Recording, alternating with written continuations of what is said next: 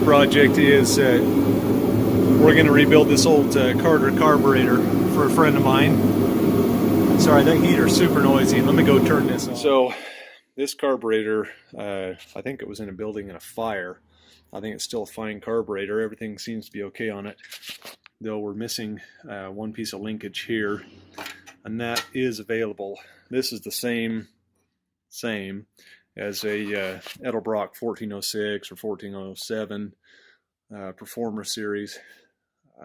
Edelbrock bought out the patent from Carter, and they now manufacture these. I think the Carter ones are better.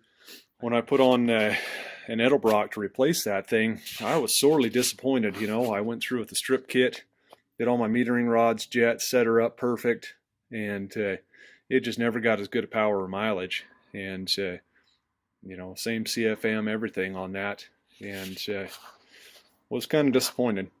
So I'm going to try and set this camera up, and we're going to bust this apart. All right, this is the accelerator pump here, and this little S-shaped piece here is your link. I just cut down some lacquer thinner containers, and these make nice soaking tubs.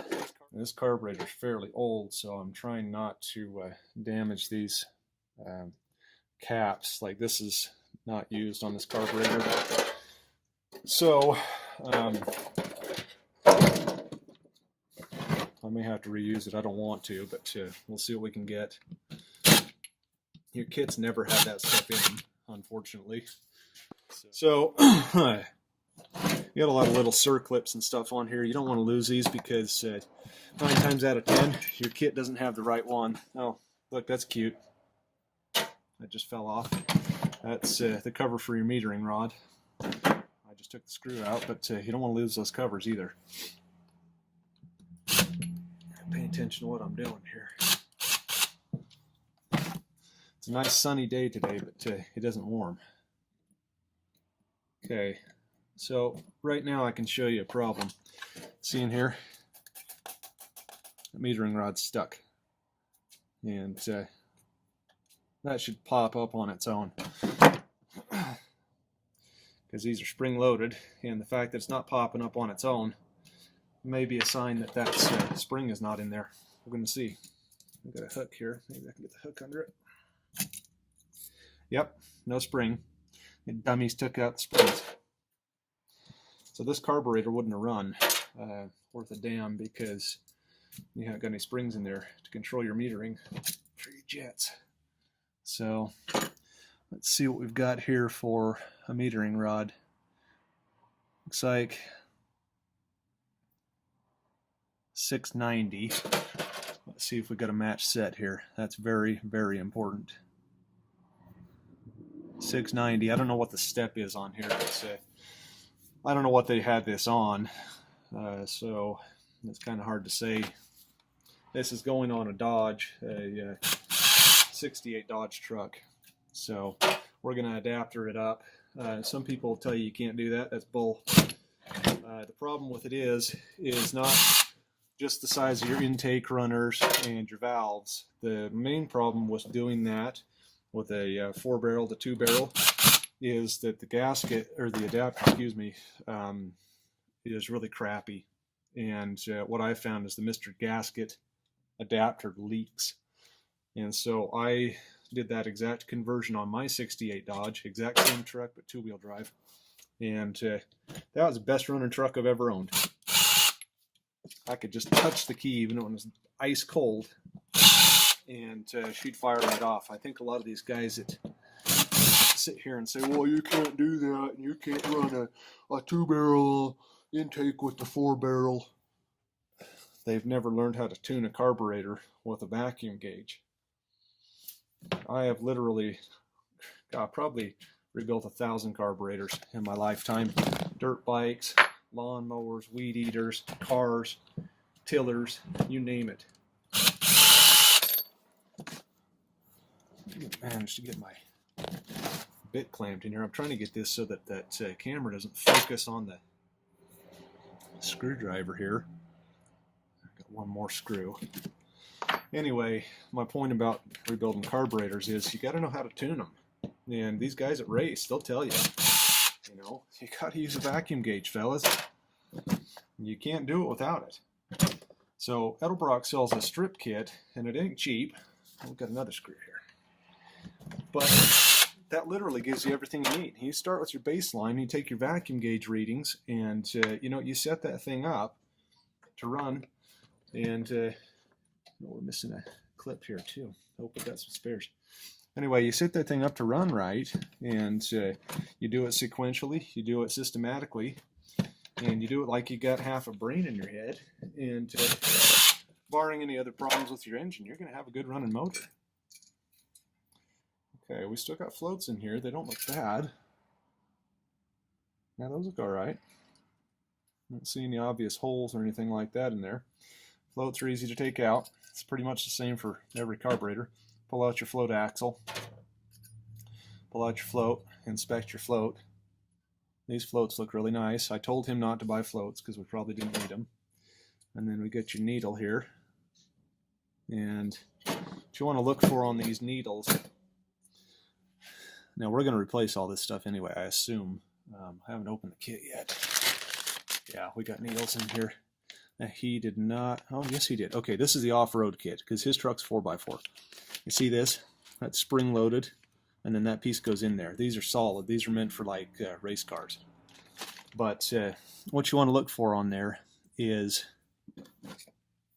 see if I can make sure I'm focusing on this for you. So you get a little ridge right here, and I can see one on here. It's not bad, but it is there. And that's where that, come on, focus. Okay, it doesn't like the hook. Anyway, now you hopefully can see that. There's a ring around there where that sits in the seat, and that's where you start getting your leaks. These are neoprene, and they're a lot better at resisting modern fuels. At least I believe these are neoprene. These might be old enough to just be straight rubber. Newer ones are neoprene because you get that ethanol, and ethanol is hell on gaskets and rubber. Now I'm going to try and bust these seats out of here. Oh, looks like it worked. Sometimes you get that, it's either electrolysis or electrophoresis, I'm not sure which, and you get dissimilar metals and they'll start welding themselves together. Maybe one of you science gurus can tell me if it's electrolysis or electrophoresis, but you get that, and sometimes they'll get stuck in there. Your jets will do the same thing, and you can actually have a real problem. Okay, see that? Wasps. That's your filter. So I'm just going to chuck that in there. This is all going to get blown out with compressed air. Straighten out this filter. I'm not sure that we get new ones. Sometimes you do, sometimes you don't, but we're going to try and just get that a little straightened here so that we can use it because it's still in good shape other than the hornet nest. Now something else you want to make note of here is that gasket's in good shape.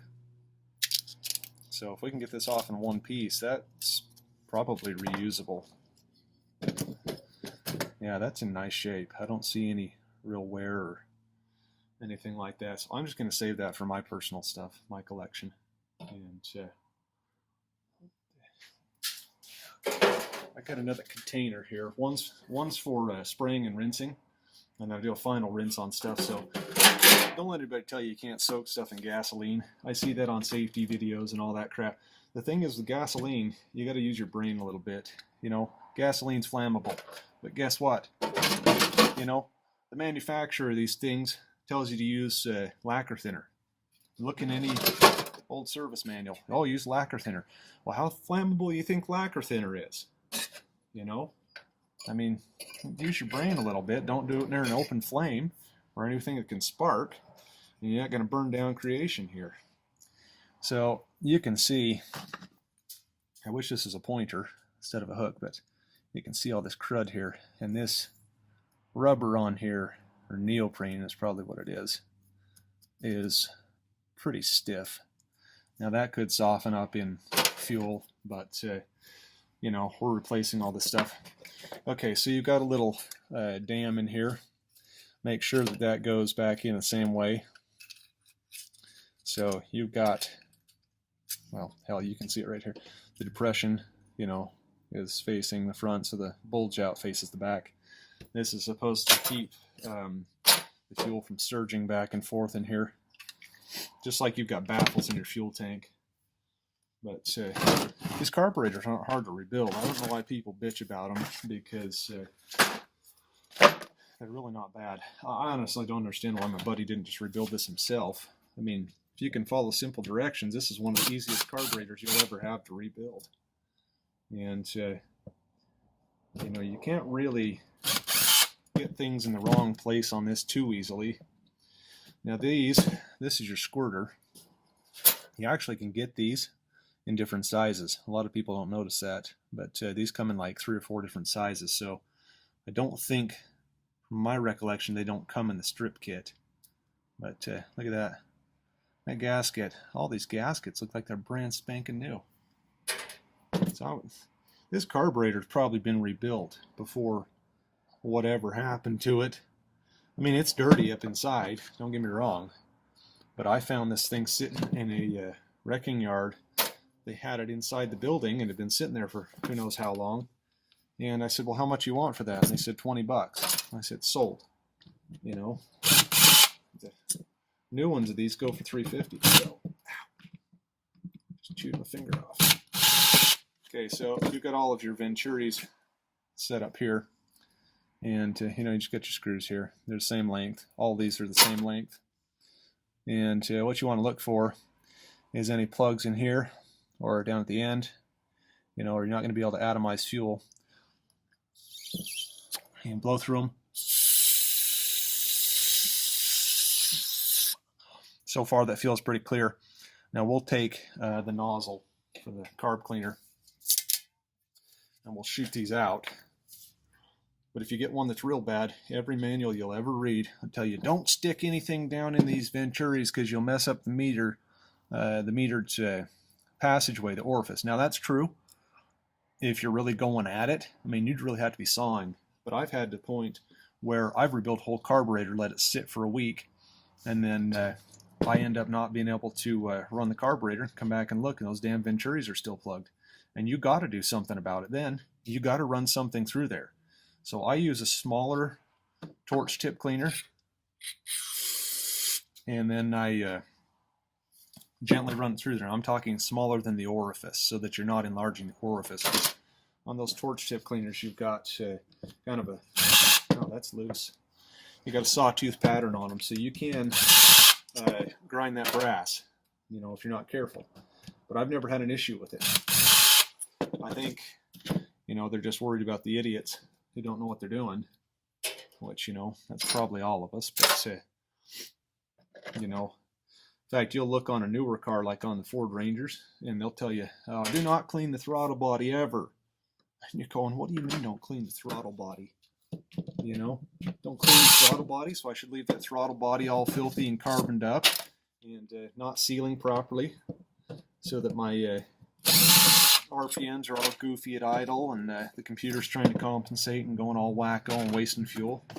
Now, what they mean is don't clean it with a saw or a hard brush like a brass or stainless or steel brush, because you've got a coating on the outside of these carburetors I've mentioned before. If you ever see oxidized aluminum, it just kind of rots away, and that's what that coating prevents. You don't want to be brushing on that and then losing your coating. So I'm just yakking here while I'm disassembling. Okay, and we've got our other gasket in here. I want to get all your gaskets out. I'm just putting them in there. That'll also kind of give us an inventory of what came out of there, because you get a bunch of them in the kit. It's just a little easier. Here's your counterweight for your 4 barrels. Now, when you're throwing stuff in here, be real careful about your floats. You know, I'm trying to avoid smashing them here. Right, we're just about disassembled as far as this is going to go. So you can see these are your primaries, your secondaries. So this, you can see that there's a little air gap in there. Hopefully you can see that. So I'm not looking through the camera like you are. Anyway, so these have the specification about when they're supposed to open. So you get to a certain point, and then boom, your secondaries start. Let's see if I can show you. Okay, so you see that? Get to a point, boom, all of a sudden that kicks open. So a lot of people will say a 4-barrel is a fuel waster and less efficient, and that's bull. A 4-barrel is going to be more fuel efficient if you're not putting your foot in it all the time, because you're running on these 2 smaller primaries. Whereas with a 2-barrel, you'd be running on the 2 big barrels all the time. They're gas hogs. So 4-barrel is going to be better for economy. Now, I've never tried doing this with the impact gun. This is just a little impact driver, and it worked out good. The nice thing about this is, instead of just twisting, it's actually hammering a little bit, and that helps to break up that surface tension so that you don't strip something out, because whenever you're just twisting, it's going to want to tend to migrate up, and it'll bugger up your top edge right here, and then you get a problem. So our front jet is a 120, and then the bottom number is 386. So you want to keep track of that stuff, because while they will screw in, yeah, this carburetor's been apart before. While they'll screw in, you could certainly put these in the back very easily. You know, you've got a metered hole in here. This orifice in here is a metered size. Now you could probably get a caliper on there, you know, vernier caliper, and measure that, see what your orifice is. And then your secondaries on here, these ones are great big. These are big ones. Now this carburetor has got another jet in here. I don't remember this on my AFB, but I'll show you that in a sec, because I'm going to take it out too. These are obviously clear, but these great big ones go in the back. Looks like a 393. And let's see if I can get the light on here. So 120. So the 120, I'm not sure what that references. These numbers, these are interchangeable with the Edelbrocks, but they're not the same. The way they numbered these, with Carter numbered them differently. So Edelbrock system, I think, makes a little more sense, personally. But old man Carter knew what he was doing. If you don't like Carter carburetors, you've never used one or had one tuned right. So I'll tell you what, they beat a Holley hands down any day of the week. Now, people will disagree with that, but I think it's the people who are Holley lovers. I had a Holley damn near burned down a classic truck of mine, and you got the bowl vent that comes out right here in Holley, and they're notorious for shooting out gas out of there if they've got a problem. And that's what mine did while I was driving, and lit my truck on fire while I was driving it. And I didn't have my air cleaner on. I was on a test drive, and the wife looks out there and she says, "Holy hell," she says, "we got fire coming out in the glove box." I said, "What do you mean fire?" And she goes, "Right there, look." Luckily my glove box didn't have a liner in it, and I pulled over and almost watched the truck burn down. Okay, this is a check valve, is what this is. This isn't a jet, it's a check valve. So I'm pushing on the ball. If you look real close in the center, boom. Okay, so we're just going to take it out. And that, I told you I'd show you, that goes right in there. So this is the passageway for your accelerator pump. Now, we're going to, I think, disassemble the choke. These chokes can be troublesome if you don't know what you're doing with them.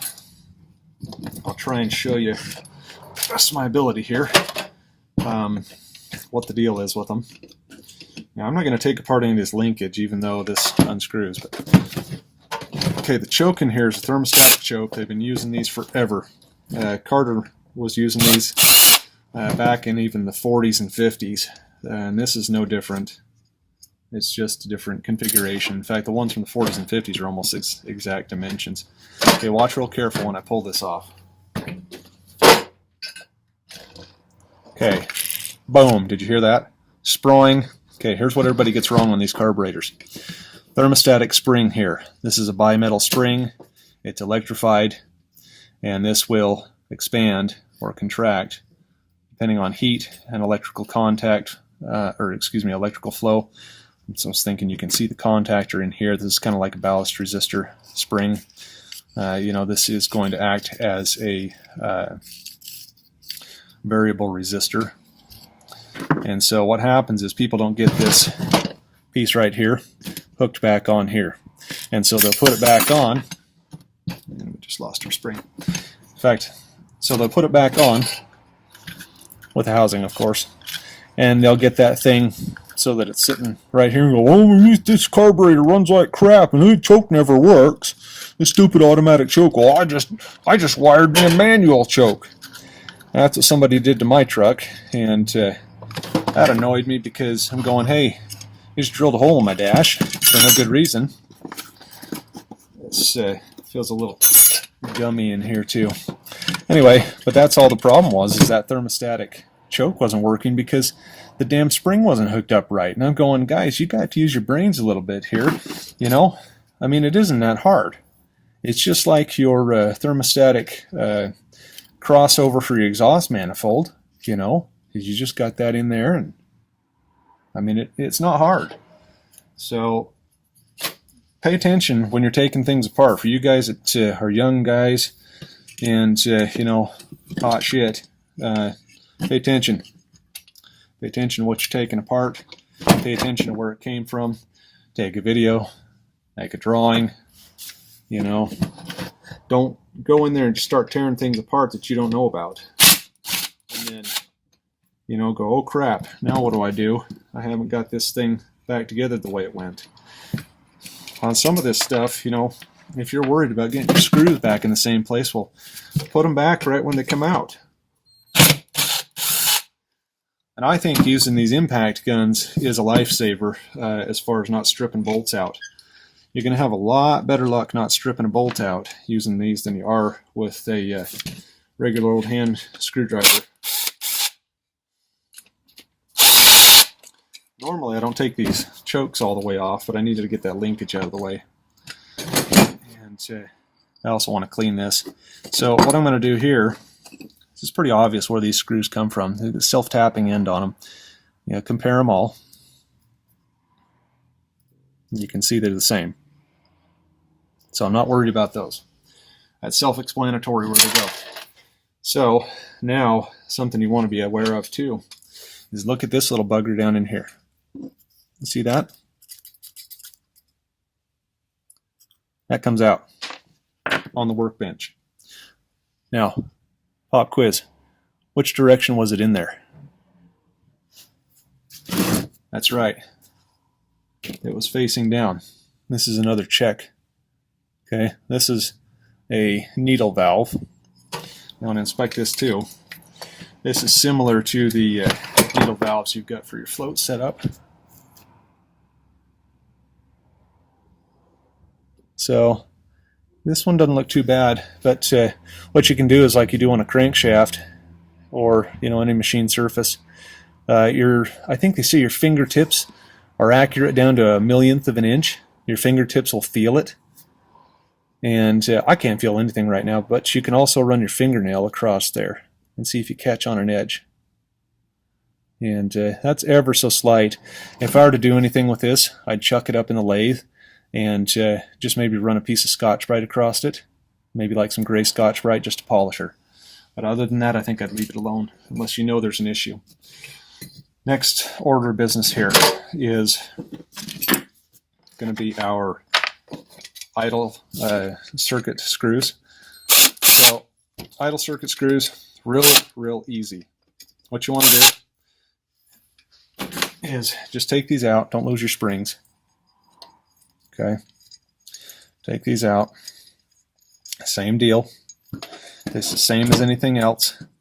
These control an orifice. Therefore, they are seated in the orifice. So you need to check your needle tip.